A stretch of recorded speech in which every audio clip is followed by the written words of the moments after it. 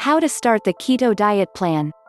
The exact ratio of recommended macronutrients, or your macros, in your daily regimen, grams of carbs versus fat versus protein, will differ depending on your specific goals and current state of health.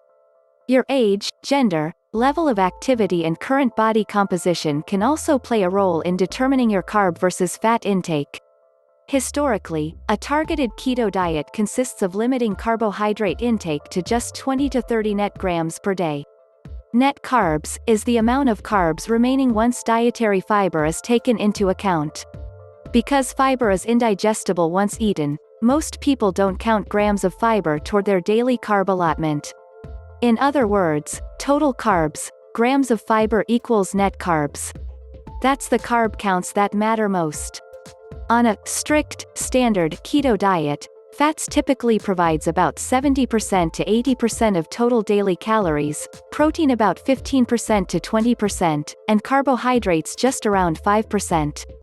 However, a more moderate approach to the keto diet is also a good option for many people that can allow for an easier transition into very low-carb eating and more flexibility. More on these types of plans below. What can you eat on a keto diet?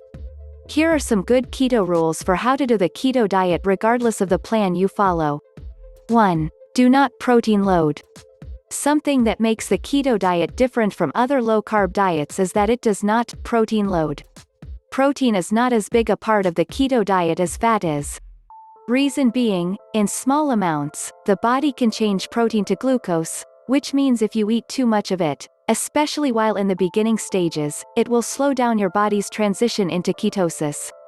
Protein intake should be between 1 and 1.5 grams per kilogram of your ideal body weight. To convert pounds to kilograms, divide your ideal weight by 2.2. For example, a woman who weighs 150 pounds 68 kilograms should get about 68 to 102 grams of protein daily. 2. Track your macros. Your macros are your grams of fat, protein and net carbs, not to be confused with calorie counting. Tracking your macros and net carbs can be tricky, so I advise you download a keto app that includes a keto diet calculator. It will help keep you on track. 3. Consider using some keto supplements for greater success. A popular keto supplement are exogenous ketones, popularly called keto diet pills, that may help you achieve results earlier as well as remain in that state.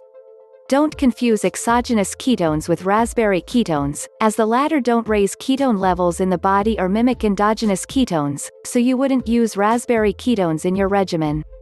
Also, consider supplementing with the amino acid leucine, as it can be broken down directly into acetyl-CoA, making it one of the most important ketogenic amino acids in the body.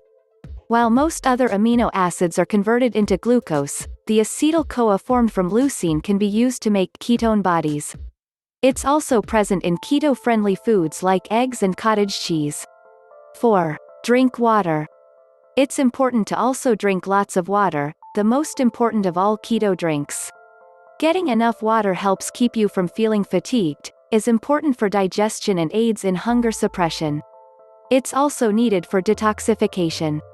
Aim to drink 10 to 12 8-ounce glasses a day. 5. Do not cheat.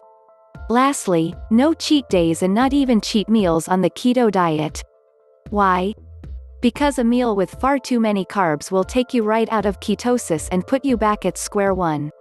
That being said, if you do succumb and indulge in a cheat meal, expect a return of some of the keto flu symptoms, but also be comforted by the knowledge that if you reached ketosis in the past, your body will be able to get back soon again and perhaps more quickly than originally.